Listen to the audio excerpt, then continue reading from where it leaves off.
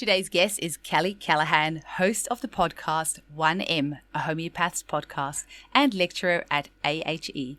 I asked Kelly to come on the show after listening to her podcast's most recent season, where she explores psychedelics and homeopathy across the whole season. If you're only discovering her podcast for the first time, you're going to be loving binge listening to these great episodes. Also check out her other podcast, 1M Presents The Organon, where Kelly reads out the entire Organon over the course of 48 episodes. This is great to listen to if you haven't had a chance to read the Organon for a while and need a refresher. Also check out Kelly's website at concentrichealing.com. Thanks for listening. Welcome to the Homeopathy Hangout, where we discuss all things homeopathy from around the world. And now my mum and your host, Eugenie Kruger. Hello, homies, and a very warm welcome to Homeopathy Hangout. Today, we have our fabulous return guest. She's one of the OGs on the show, Kelly Callahan. Woohoo! Welcome, Kelly. Thank you. Now, I did warn you there is going to be some fangirl gushing at the start of the show. Because Gush away. So Kelly is the podcaster that started the 1M, a homeopath's podcast show back in 2016, when I didn't even know podcasts existed. And so Kelly has really inspired me to start my show. And in the podcast, she was several times she would say, we need more homeopaths to start podcasts. We need more homeopaths to start podcasts. And it felt like you were talking to me. And I was like, well, okay, if you say that. And it's just been this incredible journey of now 160 episodes. By the time this one goes out, probably 170 episodes later. So I want to say a massive, massive thank you. And also, you were one of my very first guests I had on the show. And the day we were going to record, I know you were so unwell. And I begged you to still come on the show because I had nobody else booked. And you said yes, even though you were feeling unwell. So I want to say a huge thank you with all my heart.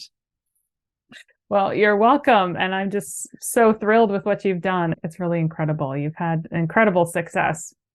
Oh, Love well, to see it. Thank you so much. Well, as you know, you've had some wonderful things come out of your podcast as well, with getting in touch with Denise and Al through your own podcast, and now actually lecturing at AHE. And I feel the same, like the amount of amazing people that I've had the opportunity to meet through the podcast has been incredible. Yeah. And anyone who normally I start the show of asking people how they were introduced to homeopathy, but everyone's just going to have to scroll back to your original episode. It was under 10. It was like maybe 5 or 6 or something like that. And they're going to have to go listen to that one. But today, I'm super excited to talk about your new season that you have on your show. You took a little bit of a break there, which is fair enough, because you also did the Organon by one part per week. So anybody who does not read the Organon twice a year like we're supposed to can just go and listen to your podcast, and it's all there. And actually, you've broken that into a separate section. I did. Yeah. So this summer, for the most part in that year, COVID hit. So, and I was working on the helpline that we put together over at AHE. So it was a lot. So I started reading it, and then there were a few other episodes inserted in between. And I just thought, people were asking me to do an audiobook. And anyway, that's just a little bit bigger than I can do right now. Yeah. As I was getting ready to kind of prepare to do this last season, I thought, let's just let it be its own thing. So yeah. So you can find it as 1M Presents The Organon. And so you can listen from start to finish. I'm so glad you did that, because I think that used to come out on Fridays, those Organon episodes.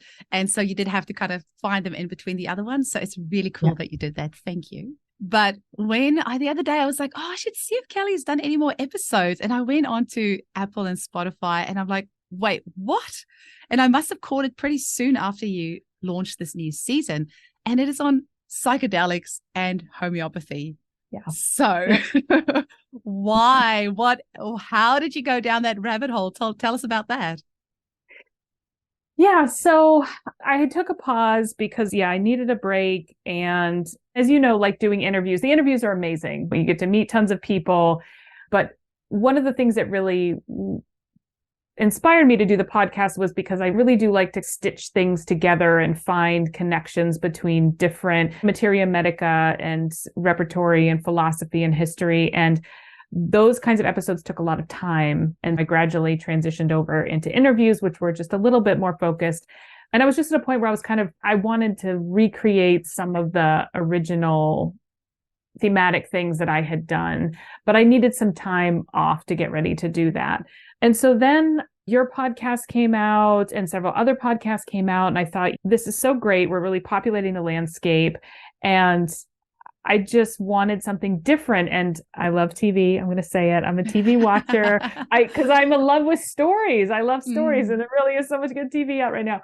And I thought I wanted to be like something you would binge on Netflix. Like I want something to carry you through that doesn't end in an hour, but takes you through several weeks. And so I liked the idea of doing a series. And I've listened to a lot of podcasts like that as well. There's amazing podcasts that are fictional stories, or I'm not into the true crime stuff, but I mean, just like mysteries and so on. So I thought we could use something like that.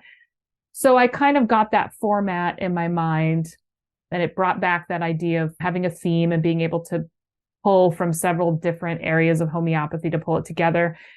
And then I was kind of faced with a topic.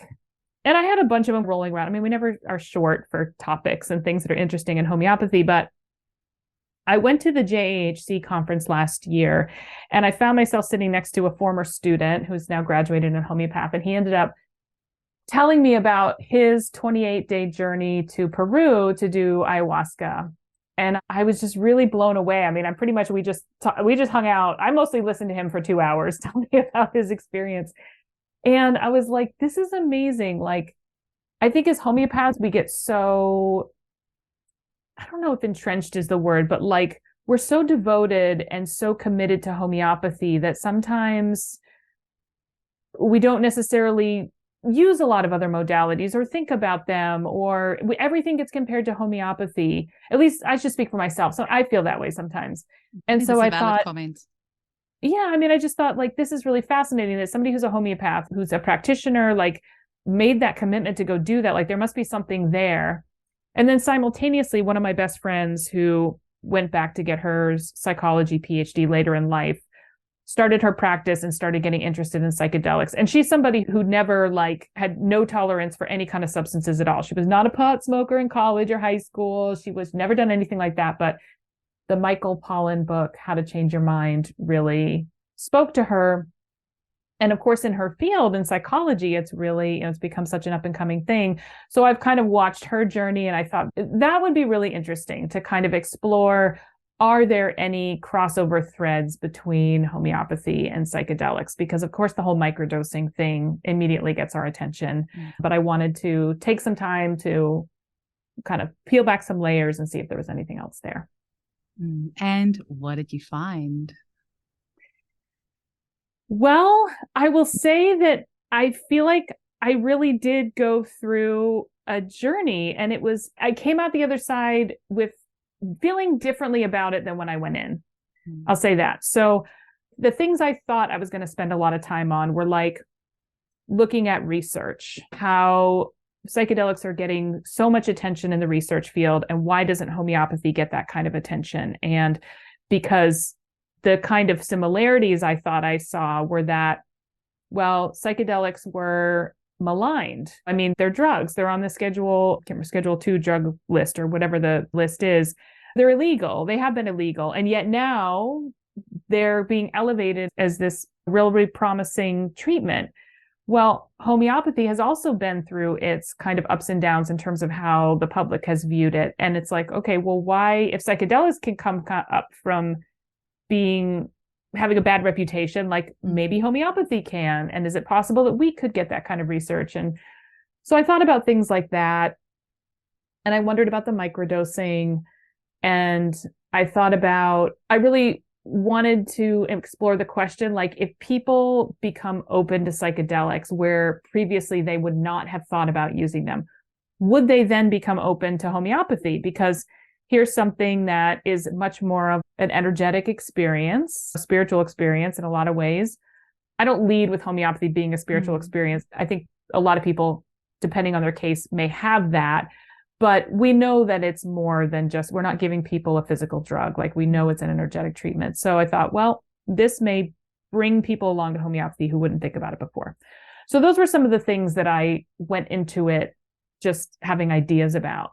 And then as I started reading and interviewing people, I ended up focusing on really different things. So one, the history of psilocybin and LSD just really blew me away because I did not know how those substances came to the public. I didn't know that psilocybin had not been used in the United States until the 1950s. I just assumed it had always been around. And it's a very tragic story, the way it came to the United States. And so I tell this whole history, and I think it's the third episode of the series. So I don't want to totally blow it, but there's a lot to think about in the ways that certain substances that have very traditional sacred uses in various cultures are being co-opted in a way for Western medical treatment. And it's fine what they do, but of course the way it's being done is unfortunate because the people whose lives and cultures have depended on this or who have formed around it are not always given the credit, are not given the profits, are not always included in the conversation. So that was a piece of the psilocybin thing for sure. But LSD was founded in a lab that was working with ergot, which is, we get psychedelics from ergot. Yeah. So there's a crossover there. But ultimately, the healing properties that people or the researchers kind of became aware of with those substances was because they were essentially watching, approving, right? People took the substances, they observed what happened to them, the results, and basically people are doing approving when they take these substances. They're not doing a homeopathic proving, but anytime we take something that affects the body in that way, I mean, it is essentially approving. But it's such a different way to get to a drug than the way the pharmaceutical industry is set up, which is usually they identify the condition and then they figure out the pathways, the organs in the body, what needs to happen at the biochemical level, and then they synthesize a drug that will go in there and wrench and screw things into place. But this is the complete opposite. It's like they're looking at what's happening to people and they're like, maybe this would be good for something that looks like this. And it was just so fascinating to see the ways that these researchers were just skating on the surface of so much homeopathy philosophy, just in terms of like similars and minimum dose, and just never, that's where they stayed. They were so close. So close. I was just, the highlighting in the book. I was just making all these notes. I was just like, oh my gosh. It just really blew me away. Almost there. You could taste it. So close. So that was something I was really not prepared for or didn't know. I also just didn't know how much those substances, they were the prescribed treatment for like alcoholism and addiction, particularly alcoholism in the 50s and 60s. And there were conferences, there were thousands of papers. It was the leading edge of treatment until the 70s when it was forced underground. And I didn't know that. I didn't know any of that history at all. And I think it's really kind of been lost unless you lived through it and you were maybe aware of it in some way. Like it's just not something that is part of our cultural conversation about these drugs. I think it's coming up now, obviously, just because of how they're emerging. But it's very interesting. I sometimes wonder if it's just because I kind of half purposely live in my own little echo chamber. I luckily have some family in law that pulls me out of that chamber every now and again. It gets me back to reality. I love them very much. Yeah. But I sometimes feel like I live in this echo chamber where people are aware of homeopathy, they're aware of psychedelics, or it's a conversation that's okay to have. But every now and again, I'm rudely awakened to the fact that actually not everybody is aware of this. But somehow it does feel to me that this conversation of psychedelics is coming up in more places. And then once again, I'm just like, is it just because I'm in this field of consciousness at the moment from listening to your podcast? But the conversations, random conversations in places are coming up, articles are popping up in places. So I'm like, there's something to this. It does feel like there's a bit more of a awakening around this. Yeah, definitely.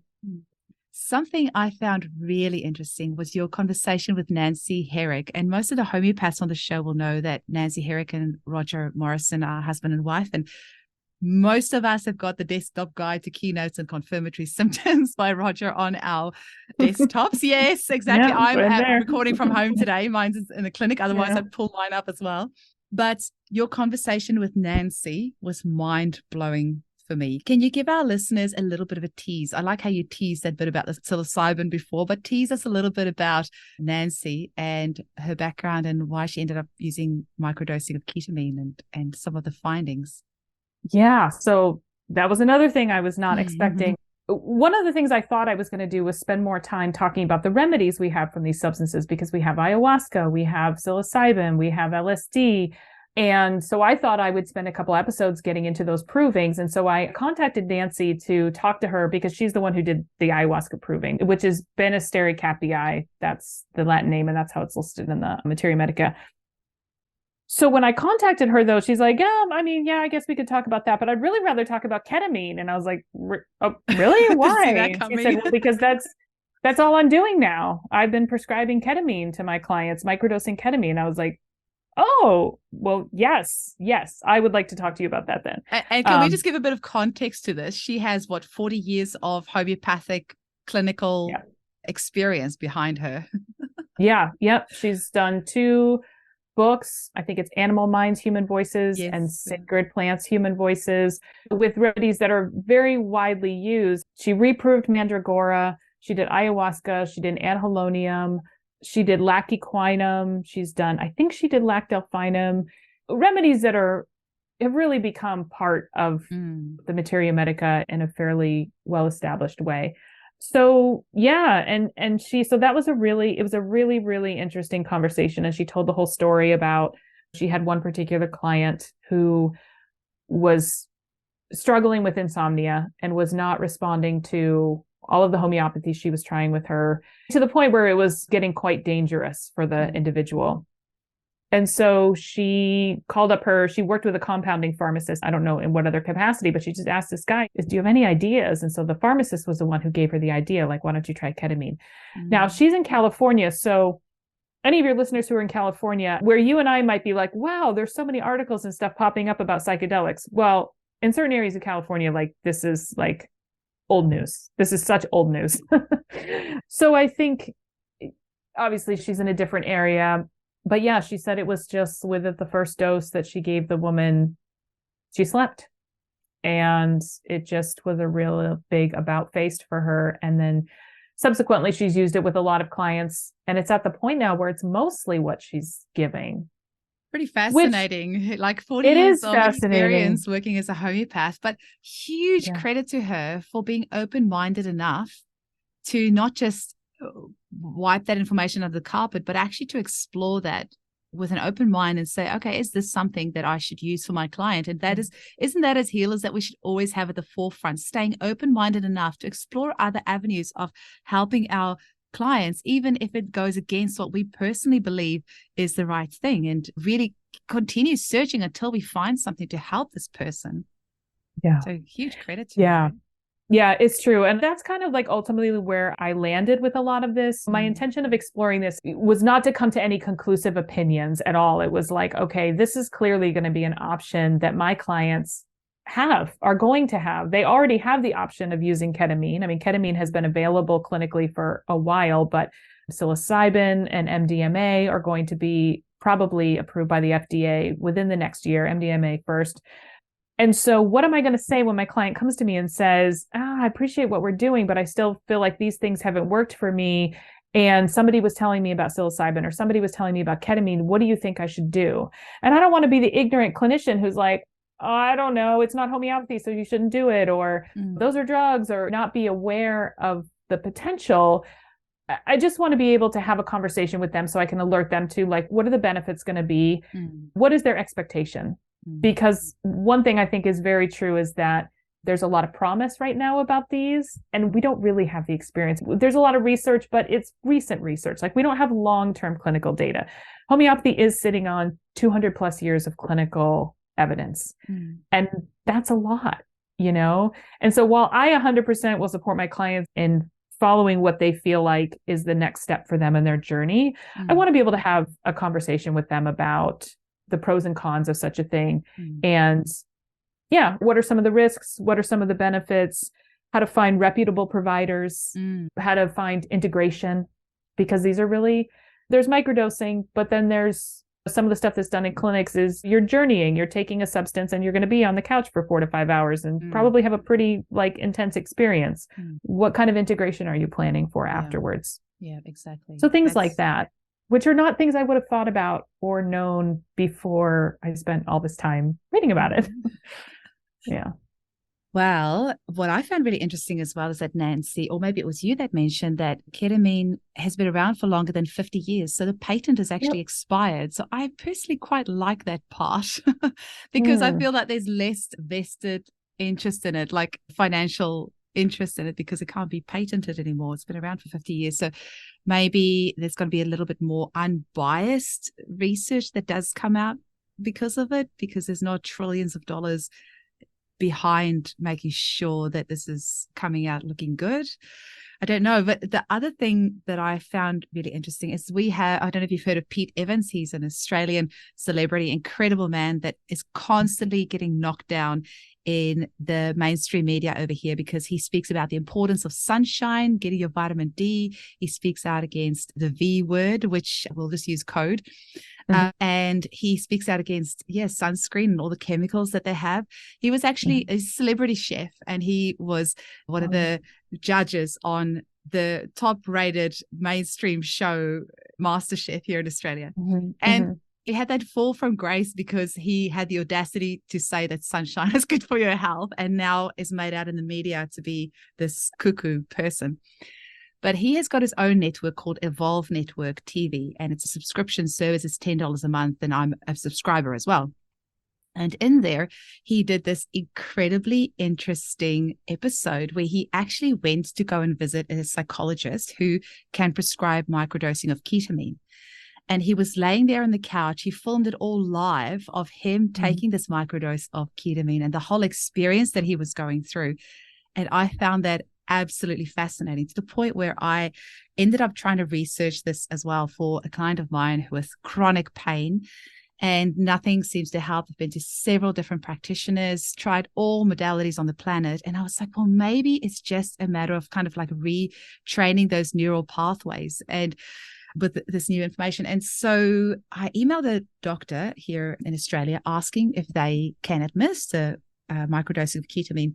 And they said it's not, they can't. And the only time they've heard of it was a ketamine nasal spray that was given to a patient of hers by a psychiatrist. I was like, oh, that's really interesting. But then this doctor actually came back to me and she said, have you heard of this other thing, which is something that she can do? It's called LDN, and it's called low dose naltrexone, LDN. And it's prescribed in a microdose of, I think, 0.04 to 0.1 milligrams. I was like, wow, isn't that interesting? And this is actually from Michigan. I think this is Michigan University that this information came out. Yeah, University of Michigan is actually some information about this stuff. And I was like, isn't that interesting that this is a non-opioid based drug that is prescribed in microdosing for various conditions. So I love that you've put me on this path of now going and exploring this and having these conversations and just seeing, how else we can help people. Yeah. Have you ever prescribed ayahuasca yourself in homeopathic potency? I have not. So the only one of the substances that I covered that I've prescribed in potency is LSD. And it was a really, really fascinating case. And it didn't make it into the podcast. So if I could say a little bit about it, it's kind of fascinating. Yes, please. Because one of the things I thought of is, how do we recognize when people need one of these substances? Because, of course, it's going to be very different than what people are observing when they take the substance in material form is like the secondary action, right? So they're getting the euphoric effects, or they're getting the connected with God effects, or what have you. But prior to that, right, there's something within there that it's like it's meeting one susceptibility in the person, and then that's the way their vital force is responding. It's not exactly, because it's not homeopathic, but we're not necessarily going to have a client come into our office who's hallucinating and saying, I'm one with God. I mean, you might, yes, you might, but that's not going to be the majority of the clients that you're going to prescribe this to. So what would we look for to give LSD, for example? And so this young man came into a clinic I was working, and he had things that we see every day: ADD, ADHD. He had a lot of anxiety, really struggled to kind of like pull himself together. There was a little bit of language around just feeling very isolated and often wanting to be alone, but desperately wanting to connect with people, but just really struggling between this isolation and wanting to connect. And so there was that aspect. But then the couple things that rounded it out were he got very animated when I asked him about music. He talked about how music was this very big thing in his life, and he had spent his younger years just going to music festivals all the time, and he followed the Grateful Dead and what have you. So he had a past where he had done psychedelics, but it wasn't a big part of his case. And then when I asked him about food cravings, he said he mashed potatoes, which just really was surprising to me. I was like, really? We ask about food cravings all the time. Some of them matter, some of them don't. But every once in a while you hear one, you're like, that's interesting. That's not what I've heard before. Like, I love mashed potatoes, but if you ask me what I crave, I'm not going to say I crave mashed potatoes. This guy was like, I love mashed potatoes. So is he Irish? I can't remember. But that was actually some rubric, maybe it was a desire for mashed potatoes or something, had LSD in it. Oh. And when we kind of analyzed the rest of the case and put it together and then added that thing in, it took us to LSD. And then when we read about it, it was just such a perfect fit. And it had the isolation, and it has a huge love of music. It's a big musical theme that comes through. And yeah, and he got the remedy, and he was so excited to talk to us after he took it, because he's like, I don't even know. I think we told him what it was, but I mean, he said it made such a big difference. There's certain things he was able to kind of put together for the first time and really helped his ADD and ADHD. And it would have been really great to be able to follow his case long term. So I will say it wasn't a long case. We had him for about 2 follow-ups, both of which he had a really nice response, and then we lost track of him. So either it stopped working or it started working so well that he was able to move on and do other things. But that's, the only case I've had. The occasional case of cannabis, but I didn't even get into cannabis in this. So yeah. But I did interview a homeopath, Vanessa Black. She's episode 6 or 7, I can't remember, but she's in California, and a huge percentage of her client base has been very involved in either taking or kind of on the periphery of psychedelics. And so she had a lot to say about working with both the remedies, and also because at this stage, so many of the ways that people are engaging with these substances, especially in places where it's part of kind of the culture, like in California, it's all self-prescribed. So there's a lot of overdosing, not overdosing to the point of people with opioids, but overdosing to the point where people are starting to prove the remedies, or they're getting really, they are getting side effects. It's something that was very helpful for them for a while, but now it stopped being helpful. So she's definitely seen, I think, the side that is not getting as much publicity, and how homeopathy has been extraordinarily helpful for people who have found themselves on the other side of what started out as being a really healing thing and didn't stay that way. Yeah. Kelly, I just want to tell you about how there's never a coinky-dink, but yesterday I received this email from a client who I've prescribed ayahuasca to. And I recently did Colin Griffith's seminar on ancestral trauma through CHE. And then I did another course through him called Remedies for Our Time through SWHG. And so I've been giving a lot of ayahuasca for clearing female ancestral trauma, because I only treat women and children. And so much of what I see in the clinic is not actually, you can feel it's not that person's thing. It's this huge load that they are carrying on them, especially if I deal with clients from Europe that have immigrated over here. A lot of them fled, their parents or their grandparents fled Europe and came over here.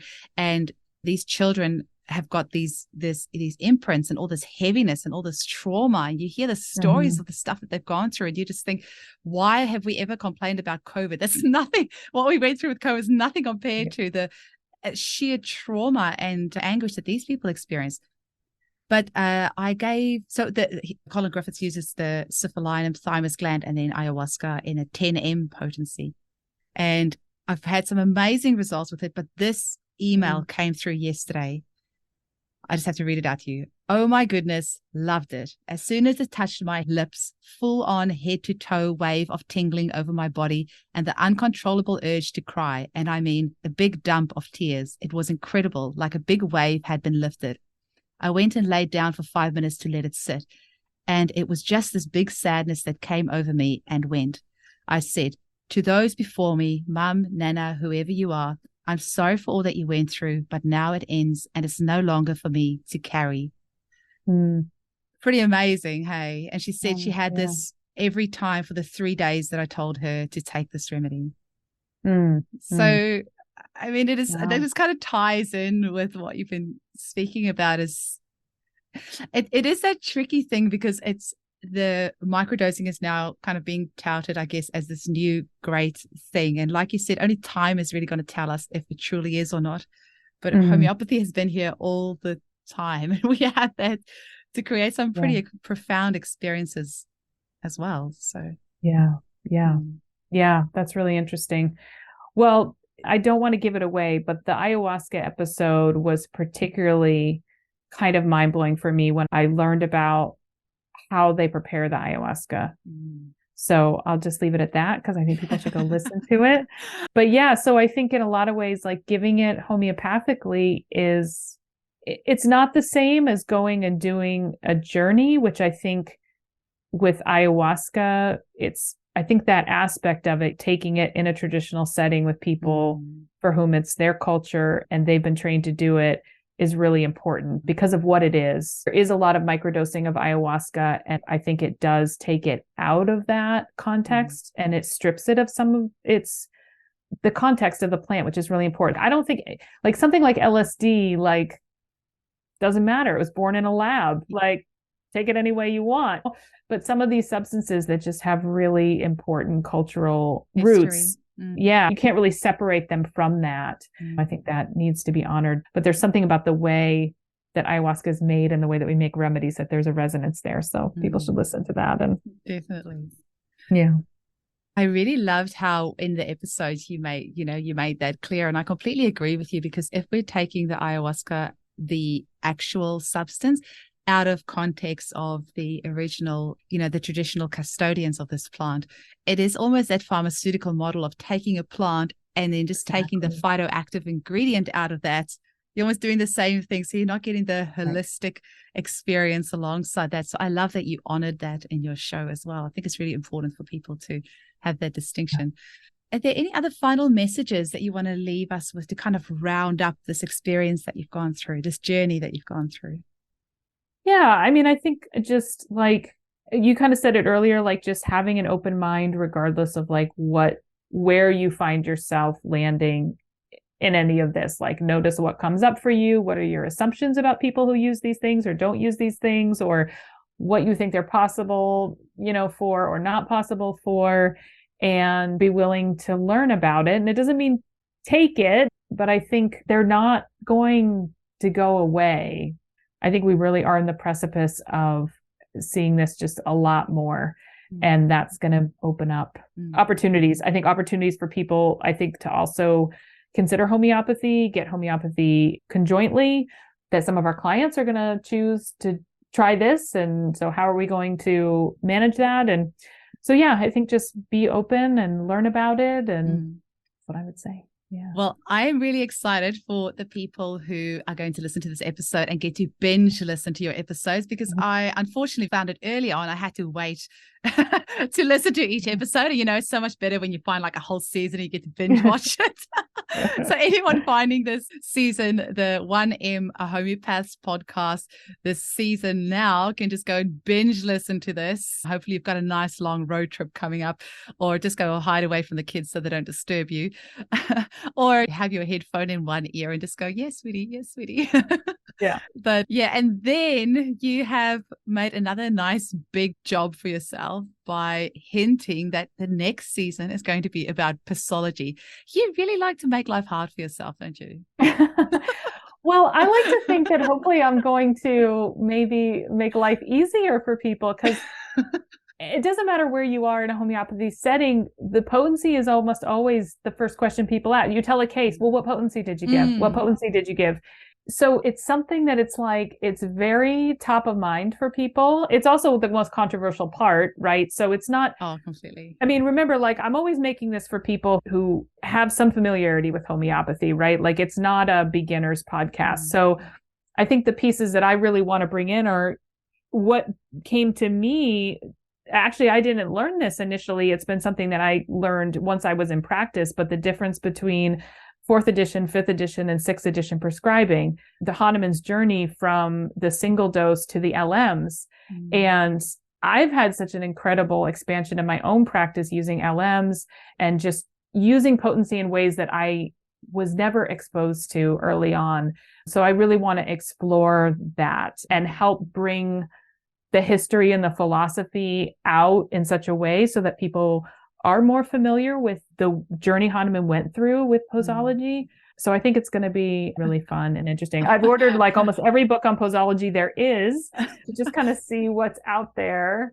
And then, so yeah, as always with my stuff, there will be Organon, there will be some interviews. So it should be fun. It'll take me a couple months to put together. So there's a little break. I might put a few kind of episodes out in between, just some one-offs to keep people interested. Amazing. Yeah. Kelly, it's been so fun to talk with you. Thank you so much for the incredible content that you put out there. I said to you before we started, I really love listening to you because you're very methodical in your thinking. And I'm a bit ADHD, although I just feel like it feels like most people on the planet these days are ADHD, and listening to Gabor Mate, apparently it's a trauma response. So I'm like, oh, okay, that's interesting. I've clearly got more work to do. I feel like when I listen to you, you're very methodical and very careful with how you put your information out there. It makes it really, really lovely to listen to. So thank you so much for sharing your time with us today. Can't wait to hear people's feedback from the episode. Do hop into our Facebook group, the Homeopathy Hangout Podcast Facebook group. I don't think you're in there yet. We'll have to get you in there. If you have any questions after this episode or about Kelly's episodes that you want to ask her, so hop in there and come and join the conversation and tell us what your own experiences have been. So thank you so much for coming on today. I hope we get to chat again soon. Yeah, thank you.